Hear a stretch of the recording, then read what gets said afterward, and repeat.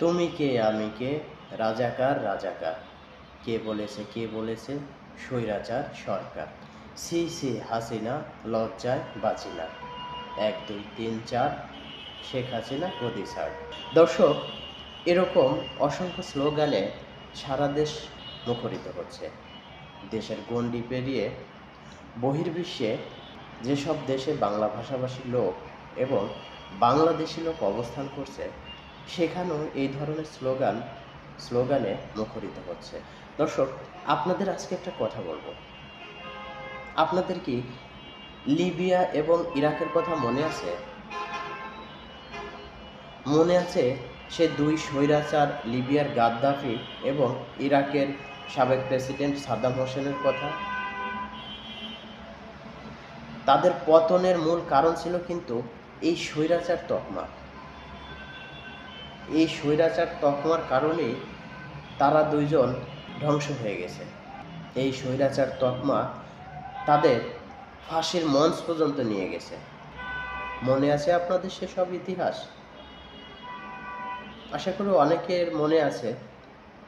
যারা ইতিহাস ঘাটেন, ইতিহাস স্মরণ করেন, তাদের হয়তো অনেকের মনে আছে। এই লিবিয়া এবং ইরাকের কিছু কথা। তেল সমৃদ্ধ লিবিয়া এবং ইরাক স্বয়ং সম্পূর্ণ দুটি রাষ্ট্র, যার নেতৃত্বে ছিল লিবিয়ার গাদ্দাফি এবং ইরাকের সাদ্দাম হোসেন। তাদের শাসনামলে দেশটা উন্নতির চরম শিখরে পৌঁছে গিয়েছিল। তাদের অর্থ সম্পদ, প্রাচুর্য, তাদের দেশের জনগণের জীবনমান সব কিছুই স্ট্যান্ডার্ড লেভেলে পৌঁছে গিয়েছিল। আমাদের দেশ থেকে তারা ১০০ বছর এগিয়ে গিয়েছিল। তাদের নেতৃত্বে ছিল একজন স্বৈরাচার, একজন স্বৈরা শাসক গাদ্দাফি এবং সাদ্দাম হোসেন। এই দুই স্বৈরা শাসক এই দুটো জাতিকে পুরো পৃথিবীর একটা অবস্থানে নিয়ে গিয়েছিলেন, অন্যভাবে তাদের বিশ্বের সাথে পরিচিত করেছিলেন। ফলশ্রুতিতে কতিপয় স্বার্থান্বেষী প্রতিবেশী রাষ্ট্র লিবিয়া এবং ইরাকের সাধারণ জনগণের ভিতরে স্বৈরা শাসক নামক উপাধিটা এমনভাবে প্রচার করলো, তাদের ভিতরে প্রচলন করে দিল, যেটা ওই দেশের জনগণ সাথে থেকে তাদের প্রেসিডেন্ট সাদ্দাম হোসেন এবং গাদ্দাফিকে ফাঁসির মঞ্চ পর্যন্ত নিয়ে যেতে সক্ষম হয়েছে। ফাঁসি হয়েছে, দেশের জনগণ খুশি হয়েছে, আনন্দ করেছে, উল্লাস করেছে, মিষ্টি বিতরণ করেছে। তারপর কি হলো আপনারা জানেন? তারপরের ইতিহাস। যে লিবিয়া এবং ইরাক একসময় আমাদের বাংলাদেশি কর্মীদের প্রধান কর্মস্থল ছিল, যেখানে লক্ষ লক্ষ বাংলাদেশি ভাই ওখানে কাজ করতে যেতেন। আপনি জানেন শেষ ১০ বছরে বাংলাদেশ থেকে কতজন মানুষ লিবিয়াতে গেছে বা ইরাকে গেছে? যারা আগে ছিল তারা ওখানে আছে? নেই। লিবিয়া এবং ইরাক আজ ধ্বংস হয়ে গেছে, চূর্ণ বিচীর্ণ হয়ে গেছে। লিবিয়া এবং ইরাক আজ এই ধ্বংসের পিছনে কারণ কি? ইতিহাস কি বলে? ইতিহাস বলে এই দুই দেশের দুইজন স্বৈরা শাসকের শুধুমাত্র অনুপস্থিতিতে এই দুইটা দেশ ধ্বংস হয়ে গেছে।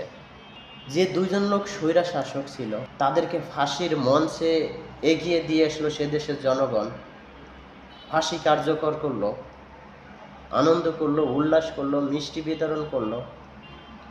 তাদের অনুপস্থিতিতে রাষ্ট্র ধ্বংস হয়ে যাওয়ার কথা না, রাষ্ট্র আরও উপরে ওঠার কথা।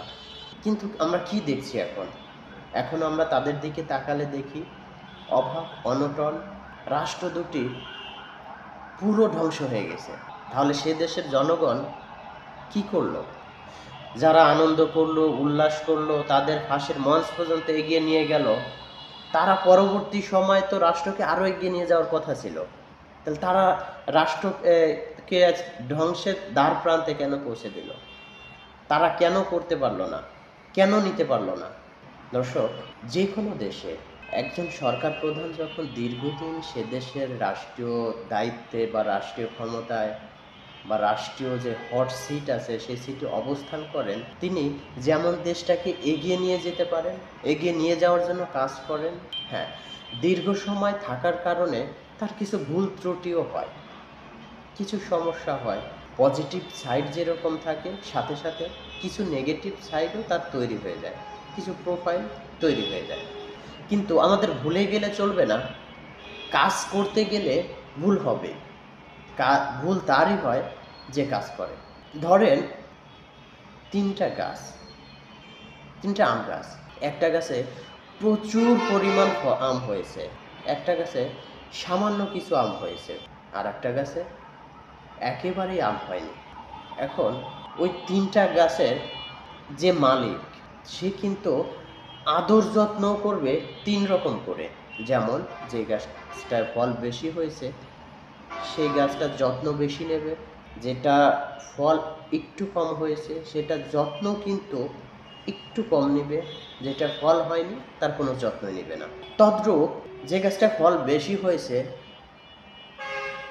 ওই গাছটায় কিন্তু ঢিলটাও বেশি পড়বে, কারণ এলাকার পোলাপান, আশপাশের লোকজন ওই আম খাওয়ার জন্য ওই গাছটাই ঢিলটা বেশি মারবে, কারণ ওখানে প্রচুর ফল হয়েছে, যার কারণে ওই গাছটার আঘাতও কিন্তু বেশি সহ্য করতে হবে। আবার যে গাছটার একটু ফল কম হয়েছে সেই গাছে ঢিল একটু কম পড়বে, যেটায় একেবারেই ফল হয়নি সেই গাছে কি একটা ঢিল পড়ার কোনো সম্ভাবনা আছে? নেই। তদ্রূপ যে কাজ করে ভুল তার হয়, যে কাজ করে না তার ভুল হয় না। সাদ্দাম হোসেন কাজ করেছেন, তার হয়তো কিছু ভুল হয়েছে।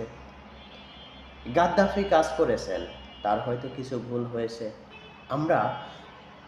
আমাদের উচিত ছিল কি, বা ওই দেশের সাধারণ জনগণের উচিত ছিল কি, তাদেরকে, তাদের মতো দুইজন নেতাকে প্রোটেকশন দেওয়া, তাদের সাথে কাঁধে কাঁধ মিলিয়ে এগিয়ে যাওয়া, তাদেরকে কাজে আরও সহযোগিতা করা।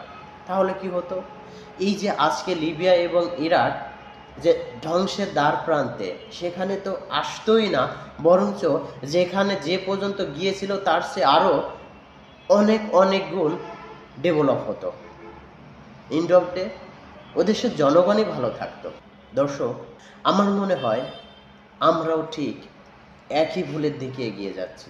হ্যাঁ, শেখ হাসিনা স্বৈরা শাসক, শেখ হাসিনা স্বৈরাচার। তিনি গত 16 বছর বা 17 বছর একটানা ক্ষমতায় আছেন। আমরা কি তার ফল ভোগ করছি না? উনি কি দেশের জন্য কাজ করেননি? বিগত বছরগুলোর তুলনায় যারাই ছিল রাষ্ট্রীয় ক্ষমতায়, তাদের তুলনায় কি বেশি কাজ হয়নি? ডেভেলপ হয়নি? আমরা কি তার চেয়ে বেশি সুবিধা পাইনি? যদি বেশি সুবিধা, বেশি কাজ হয়ে থাকে, তাহলে উনি বেশি কাজ করেছেন। যেহেতু উনি বেশি কাজ করেছেন, তার মানে ভুলটা ওনার বেশিই হবে। তাহলে এখন আমাদের কি করা উচিত? লিবিয়ার গাদ্দাফি অথবা ইরাকের সাদ্দাম হোসেনের মতো তাকেও স্বৈরাশাসক তকমা দিয়ে ফাঁসির মঞ্চে নিয়ে যাব? হ্যাঁ, আমরা সেটা পারি, আমরা পারবো। ইভেন আমরা সেটা দ্বার প্রান্তে অলরেডি চলে এসেছি। একটু ভাবেন তো, তারপর কি হবে? ধরে নিলাম উনি স্বৈরাশাসক, উনি স্বৈরাচার, কিন্তু উনি যে কাজগুলো করেছে সেটাকে তো অস্বীকার করতে পারি না আমরা, সেটাকে অস্বীকার করার সুযোগ নেই। উনি যেহেতু কাজ করেছে, কিছু ভুল হয়েছে, আমরা ভুলগুলো নিয়ে তার সাথে আলোচনা করি, কথা বলি, সমাধান করি। কিন্তু আমরা বোধহয় লিবিয়ার গাদ্দাফি এবং ইরাকের সাদ্দাম হোসেনের মতোই তাকে ঠেলে দিচ্ছি ফাঁসির মঞ্চে, যেটার পরিণতি ইরাক এবং লিবিয়ার চেয়ে ভয়াবহ আমাদের জন্য হবে। তৎকালীন বিশ্বে লিবিয়া এবং ইরাক সর্বোচ্চ জায়গা ছিল, আমরা কিন্তু এখনও সর্বোচ্চ জায়গায় আসতে পারিনি। আমাদের পরিণতি লিবিয়া এবং ইরাকের চেয়েও ভয়াবহ হবে। আমাদের ছাত্র ভাই বোনেরা যে দাবি দাওয়াগুলো নিয়ে আন্দোলন শুরু করেছিলেন, তার প্রত্যেকটা দাবি পূরণ হয়েছে আজ। মাঝখানে অনেক কিছু হয়েছে, অনেক ঘটনা ঘটেছে, পানি অনেক দূর গড়াইছে। যে কোনোভাবেই হোক আমরা সরকারকে বাধ্য করেছি বা বাধ্য করতে পেরেছি, দাবি দাওয়াগুলো পূরণ হয়েছে। এখন কি তার সাথে আলাপ আলোচনা করে যে দুর্ঘটনাগুলো হয়েছে সেটার একটা সমাধানে আসতে পারি না? আশা করি উনিও বুঝবেন, উনিও তো মানুষ, ভুল হয়েছে, ভুল করেছে। আমরা তার সাথে আলোচনায় বসি, আলোচনা করি, তারপর আমরা তাকে বলি যে আপনি এই জায়গাগুলো ঠিক করেন, আপনাকে নিয়ে আমরা এগিয়ে যেতে চাই। আমরা সেটা পারি না? আমার মনে হয় আমাদের সেটাই করা উচিত। আমরা কখনোই চাইবো না আমাদের দেশটা লিবিয়া বা ইরাকে পরিণত হোক। একটা তকমা দিয়ে তাকে আমরা তার সমস্ত অবদানকে অস্বীকার করতে পারি না। আপনাদের সকলের কাছে অনুরোধ, আপনারা একটু ঠান্ডা মাথায় একটু ভেবে দেখেন তো আমরা কোন দিকে ধাবিত হচ্ছি। এই লিবিয়া এবং ইরাক, তাদের জনগণকেও অনেক ধরনের স্বপ্ন দেখানো হয়েছিল যে এই সাদ্দাম এবং গাদ্দাফি তারা স্বৈরশাসক, তাদেরকে সরায় দাও, তোমাদের জন্য আমরা অনেক কিছু করে দিব, অনেক কিছু। পরিণতিতে তাদের অবস্থা ভয়াবহ। আমরাও সেই ফাঁদে পা দিয়েছি অলরেডি। সময়ের অপেক্ষা, বাস্তবায়ন হতে যতটুকু সময় লাগে। কিন্তু হ্যাঁ, পক্ষান্তরে আমাদের এখনও ওইখান থেকে ফিরে আসার সুযোগ আছে, আর সেটা আমাদের হাতে। আমরা যদি চাই আমরা এখনও ওখান থেকে ফেরত আসতে পারি। প্রিয় দেশবাসী, আপনারা একটু ভাবেন, কোঠা আন্দোলনের সমস্ত দাবি দেওয়া আমাদের পূরণ হয়েছে, কিছু দুর্ঘটনাও ঘটেছে, সেগুলো ওনার সাথে বসে জাতিসংঘের সহযোগিতায়, অন্যান্য রাষ্ট্রের সহযোগিতায় সুষ্ঠু তদন্ত করে সুস্থ বিচারিক অবস্থায় আনার ব্যবস্থা করি। কিন্তু কোনোভাবেই তাকে সরিয়ে দিয়ে নয়। তাকে সরিয়ে দিয়ে যদি কিছু করতে যাই, যারা আমাদের আজকে লোভ দেখাচ্ছে অনেক কিছু দিবে, যারা আজকে আমাদের সামনে মূলা ঝোলাচ্ছে, তারা কিন্তু একটা সময় সরে যাবে, আর আমাদের পরিণতি হবে লিবিয়া অথবা ইরাকের চেয়ে ভয়াবহ। তাই আপনারা ঠান্ডা মাথায় ভাবুন, চিন্তা করুন। আমরা মাননীয় প্রধানমন্ত্রী শেখ হাসিনার সাথে বসে আলোচনা করে দেশটাকে এগিয়ে নিয়ে যাই। ধন্যবাদ সবাইকে।